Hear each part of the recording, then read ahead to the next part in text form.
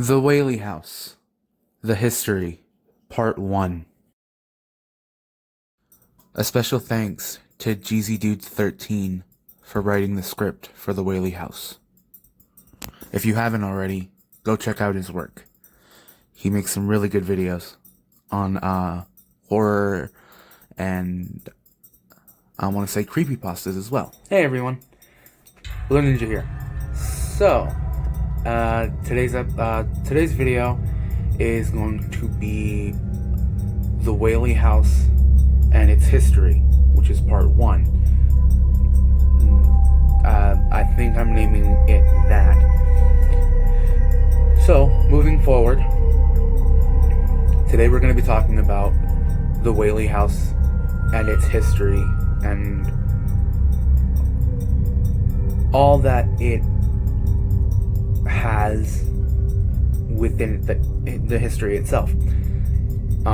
So to start off the video, let's get it right into it. The Whaley House resides in Old Town San Diego at 2476 San Diego Avenue.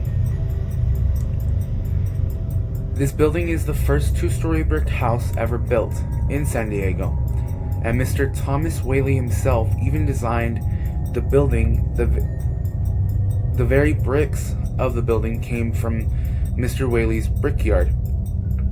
Construction on the two-story Greek revival style building started in 1856 and finished in 1857 and costs $10,000 to build. However, the structure of the house first began with a, I don't know if I'm going to say this right, granary, thought initially to be rat proof. However, it was later renovated and used in different ways. Today, the Whaley House is currently owned by the County of San Diego. It has stood the test of time, thanks mainly to the efforts of the Save Our Heritage organization, or SOHO, which now maintains and manages the property. So,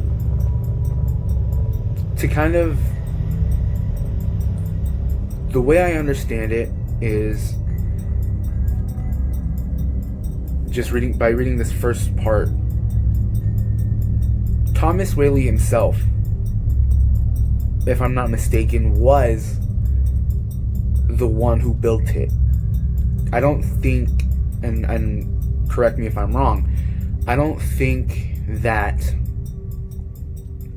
he really had anyone else helping him. I think it was just him. But if I'm wrong, I'm wrong. I don't know. And $10,000 back then, I don't think it was really that much to compared to how it is now. I mean, something like that, a two-story home in just California could range from almost 200,000, I think, if I'm not mistaken.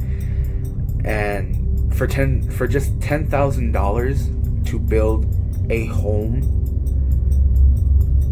like that, I mean, Thomas Whaley must have, and I think it has a lot to do with his family, because if I'm not mistaken, a lot of his family has a huge background. I don't know much about his parents, his ancestry, all that stuff. I want to look into that, so I'm going to get into that later. I might make that the part 2 to this video. I don't know yet. But anyways, moving on from there. Thomas Whaley came to San Diego under the advice of a fellow merchant named Louis Franklin, after arson fires destroyed Mr. Whaley's successful business buildings in San Francisco in May of 1851. He established several successful businesses and amassed enough money to return to New York and marry his beloved Anne Eloise Delaney, I think it was. I'm not sure if I said that right. On August 14, 1853, he continued multiple successful business partnerships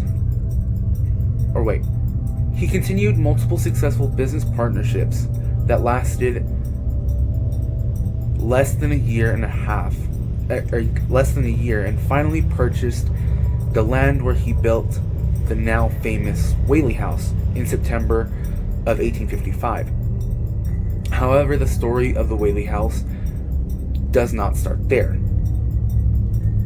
Okay, so I'm guessing now we're going to go into the tragic backstory of the house and all of its different history. And again, I want to thank GZDude13 for helping me come up with this. If you haven't already, go check out his videos. He makes great content. Horror stories, he does creepypastas, all that sorts of stuff. And he was a big help with me on getting all this information, because I myself am really bad at putting all the information in order. So thank you again, GZDude13. But yeah, so I'm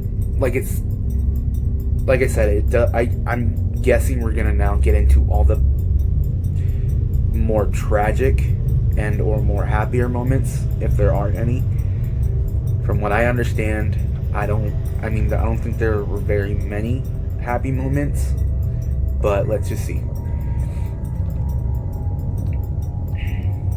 In 1852, before the house was built, the property was the San Diego Gallows, and criminals were executed on the land. See, and I think that's where it started, all the bad luck and all that bad stuff. And were executed on the land, thus giving rise to the history and stories of hauntings and ghostly activities, where the house now stands. One of the most memorable executions was the hanging of a Canadian Frenchman named James Robinson, or Yankee Jim. I didn't know that. I didn't know Yankee Jim was hung there. That was news to me, because from what I understood and from what I thought the Whaley house and, Thomas Whaley had bought the land with nothing like pertaining to it at all. And come to find out, he did. The land that he built his house on was the gallows for the San Diego's executions. Robinson and two accomplices named James Grayson Loring and William Harris were accused of grand larceny when they stole a rowboat belonging to Joseph C. Stewart and Enos Wall Robinsons. I think I said that right. Court. I don't even know. I'm not going to try to say that name. I might butcher it more than I already have.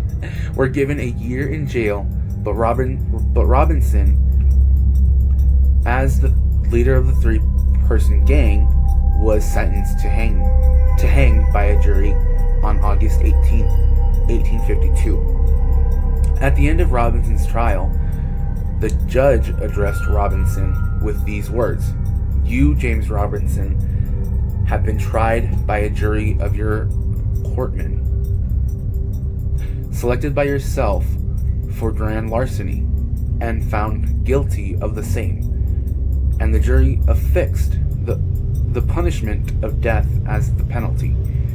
You are now brought before the court to hear the final sentence of the law pronounced by the court. Have you anything to say why the sentence should not now be pronounced? So,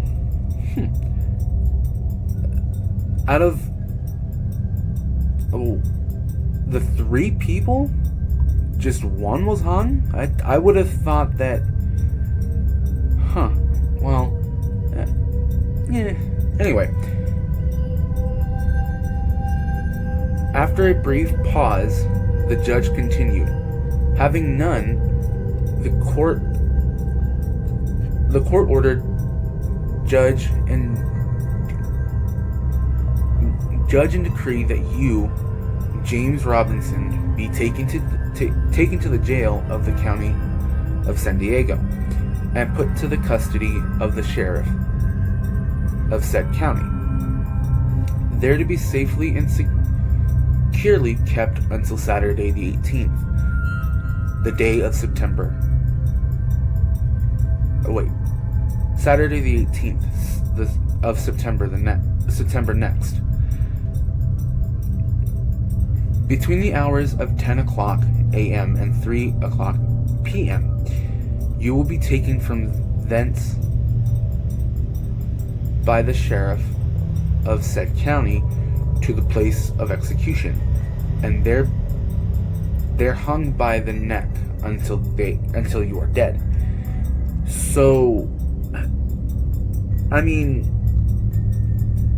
it wasn't uncommon for them to do hangings pretty much until I think it was I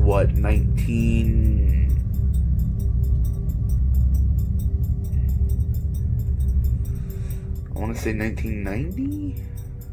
I don't remember. I don't think it was at that time, but it was pretty common for them to still be doing hangings even then. I'm not sure if I got that right. I mean, I don't want to be wrong, so if anyone knows when they actually stopped really doing the hangings, let me know. And back then, it was a pretty long and painful thing, from what I understand.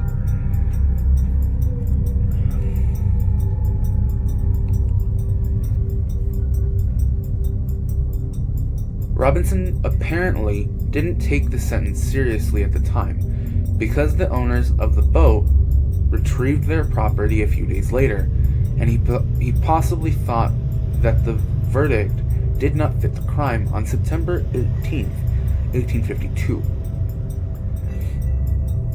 He was taken from the San Diego jail by a mule-drawn wagon to the gallows. All the while, he was accompanied by 2 Catholic priests and the driver of the wagon, a man named Gustav Fischer.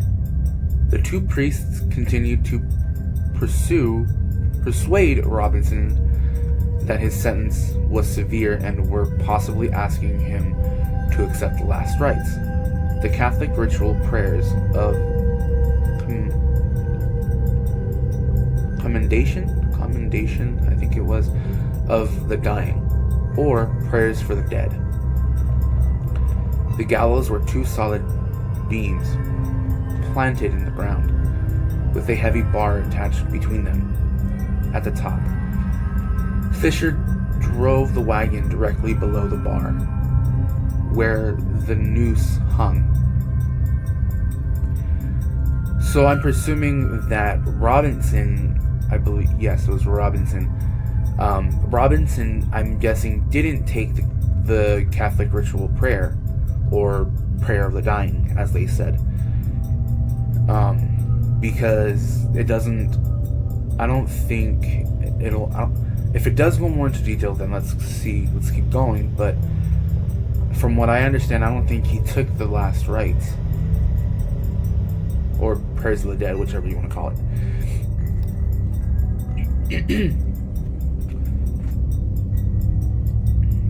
Robinson may have realized the gravity of his situation the moment the noose was placed around his neck.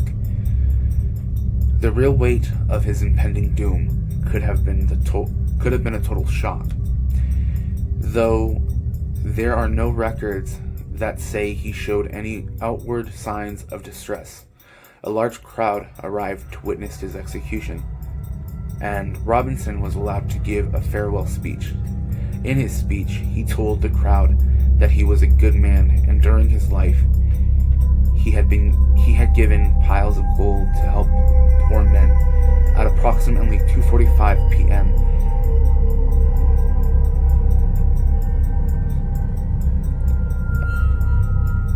Sheriff Waite ordered Fisher to drive the wagon forward, and Robinson was left hanging. Records detail Robinson's struggle to keep his feet on the wagon for as long as possible before his full weight pulled down on the rope around his neck. The gallows often offered a merciful and quick death to the condemned. If the drop was forceful enough to snap the neck. Unfortunately, this was not the case for Robinson. So, from what I understand, he suffered quite a while because the noose or the weight of his body didn't really give that much pull as they were expecting. The average height of a man in the 1800s was approximately 5 feet 5 inches, but Robinson stood at 6'3", 6 foot or 3/4 inches tall. The gallows designed best appealed to shorter men, and Robinson's abnormal height could have played against him. Okay, so that does make sense. That does make sense. Seeing as how he was taller, it kind of counteracted how they were expecting it to. Some reports have said that his feet nearly scraped the ground, and it took upwards to 45 minutes for Robinson to die, as he struggled on the tips of his toes. Other historical accounts say he swung like a pendulum before finally succumbing to the strangulation. Disturbingly enough, Thomas Whaley may have been amongst the crowd of onlookers that heard Yankee Jim give his final farewell speech. He then would have watched as the life drained from his eyes as he swung from the gallows built on the very land that would later become the Whaley property. Even if Mr. Whaley was not present at the time of the execution, he was well aware of the history of his land. Okay, I'm gonna take a breather, because that whole part kind of just made me sink. Like it gave me a ugh. Okay, I'm gonna take a breather. So, being that he was almost 6'4", I mean, the gallows that they designed was not for him. Like it said, the account said that he was swinging. He was barely holding on by his tippy toes. So that being that, a death like that, yeah, of course there's going to be a haunting, a very brutal and very dark haunting, because he was tortured to death. That's what it sounded like. So that even in itself, I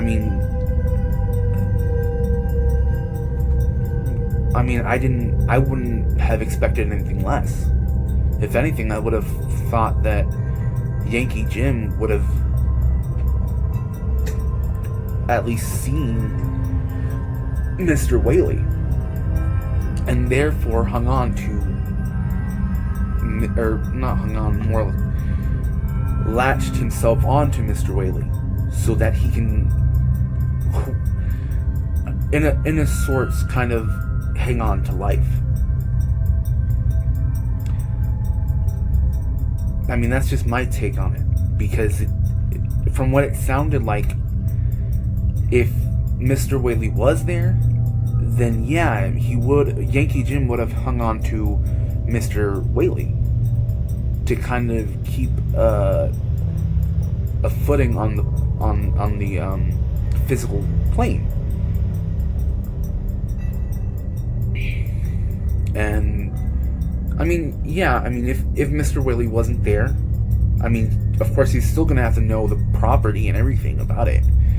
So, I mean, talking about it, and maybe even, bringing up Yankee Jim's death, I mean, it could have just awoken him up.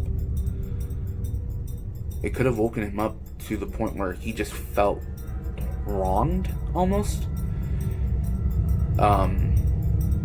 But again, it all depends. I know that in some cases, paranormal hauntings don't really, in ways, go on for that long. I mean, I could be wrong again. For me, I think it would have, I mean, talking about it, bringing it up, even if he was doing, tours and having people come in and talk about it, yeah, I mean, Yankee Jim's gonna come back in a way to kind of maybe seek revenge, but also not really know what the heck's going on, because he doesn't really know the times. If he died at a certain period of time, then yeah, he's gonna forget what he remembers from the time that he had, well, before the time he passed. Up to the time he passed, he's going to remember most of his death. He's going to remember the hangings, the noose, the pain, everything. So, again, it's all up to perspective. It's all up for debate. But in my opinion, I think Yankee Jim may or may not have held on in a way to Mr. Whaley. He may have attached himself to Mr. Whaley and held on to, that foot in the physical world. But again, there's not much evidence or anything to kind of say that, yeah, he did. I mean, you can do paranormal investigations at the house, you can do all these things and try to research, but again, research only goes so far if there's not enough to back it up. Because, over time, paperwork might have gotten lost, maybe even got disintegrated over time, withered away, who knows? It depends on what the circumstances are. Because you can do all this stuff, you can research, you can do all that, and that's good. That's good, because you do want to make sure that you have all the information correct. But the only people that will really know are the spirits that were there at that time. And that's to say that they are still there in that house. But moving on. So we know that Yankee Jim passed away at the house, or on that property, not at the house.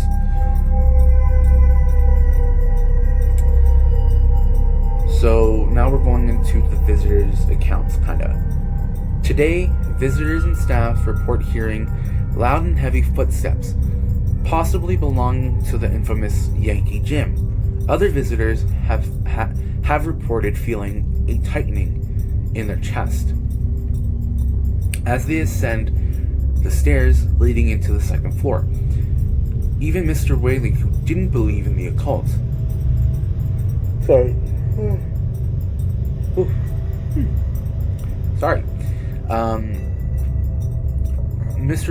even Mr. Whaley, who didn't believe in the occult or supernatural, admitted that there were some strange happenings inside the house.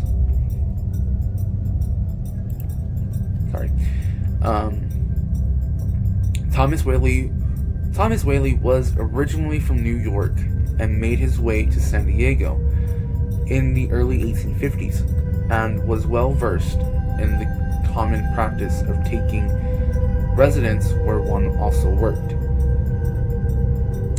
And this practice is what influenced the design of his two-story house.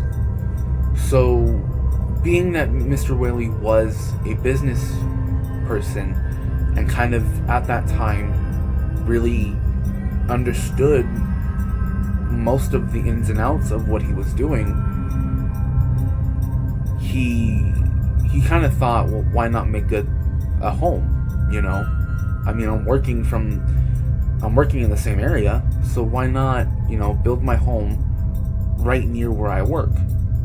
I mean, that's a good idea. It's good. I mean, even in this time, if you work near or if you live near your work, it saves on gas or even, commute time.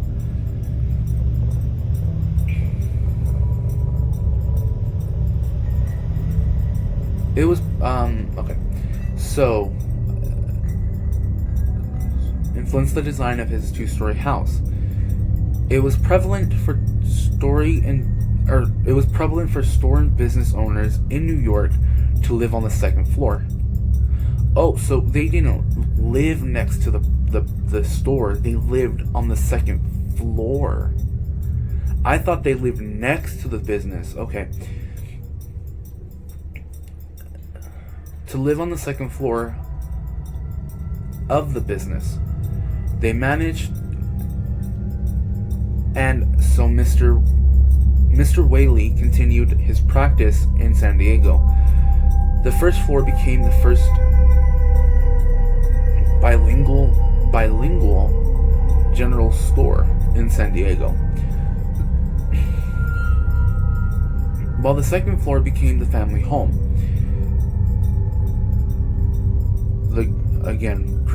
Sorry if I butcher this name. The granary was built before the two-story house with the hopes of being rat-proof. After the granary failed to keep rodents out. Oh god. Whew. Okay. After the granary failed to keep rodents out, Mr.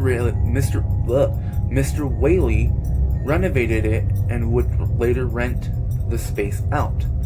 It was used for many things, such as a billiard hall, a Sunday school, and from 1869 to 1871, it became San Diego's second courtroom. Wow. So they really used his home. They really,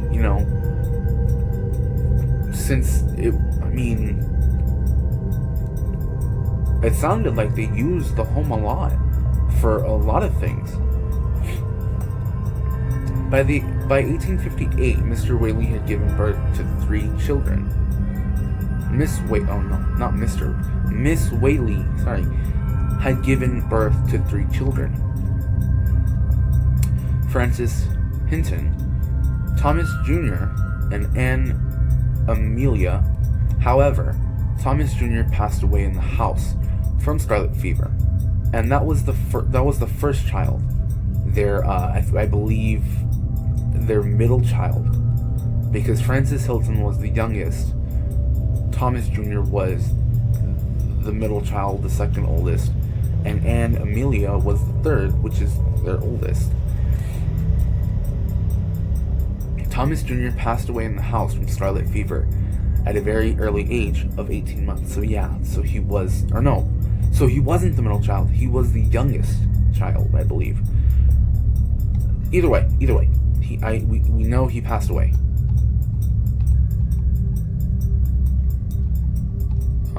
Let's see.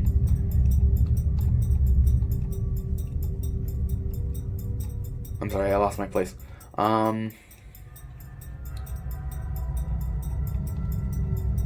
Crap.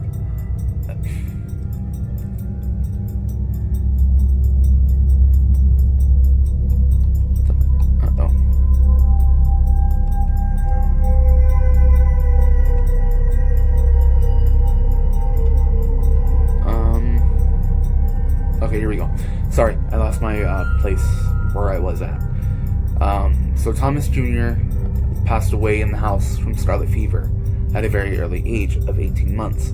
Some visitors today report hearing tiny disembodied footsteps, as well as the cries and laughter of a child in the house. After another arson fire destroyed Mr. Whaley's business, this time in San Diego, Mr. Whaley left San Diego for business elsewhere, and took his family with him. Mr. and Mrs. Whaley would have 3 more children while living in San Francisco: George Hayes Ringgold, Violet Eloise, and Corinne Lillian. I think that's the name. I don't know if I said those last couple of words correctly. The Whaley family then returned to 2476 San Diego Avenue, property in late 1868.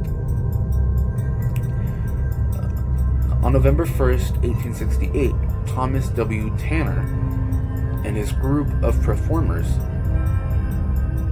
he called a Tanner troupe, I think, rented a room on the 2nd floor.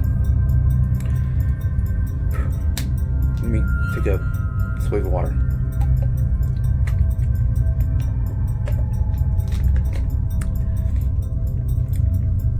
On the 2nd floor of the Whaley house, and converted it into the first official commercial theater in San Diego. Some renovations included the removal of 12 feet of studying 12 feet of studding to accommodate upwards to 150 guests, and the addition of an exterior staircase leading directly up to the balcony of the theater. The Tanner troupe disbanded shortly after when Mr. Tanner died on December 17th, 1868. So, I'm gonna stop it here because I've so part 2 will come out next week. I'll keep going from where I left off. This video was a lot to take in on the first one, so I'm not gonna keep going because from what I can see, there's a lot more history and there's a lot more stuff that happened to the Whaley house, or not the Whaley house, the Whaley family. So I'm gonna stop it here. This is the end of part 1. Like I said, part 2 will be either next week or in 2 weeks, depending on when I finish the next video, with the editing and putting all this stuff together. This one I don't think is going to take a lot of editing, so I'll probably have it up either later today or tomorrow. And today's Friday, so either later today or tomorrow, Saturday morning. We'll see. But again, if you like these videos, give it a like, subscribe, turn on notifications, and leave a comments. I want to see if I should keep going, if you want me to continue to make other videos on different properties, different places, all that good stuff. To be honest with you, this whole series that I want to do, for me it's really fun. I like to look at the information, I like to do all that stuff. But again, that's it for the video. This is the end of part 1. So I'll catch you guys in the next one. See ya.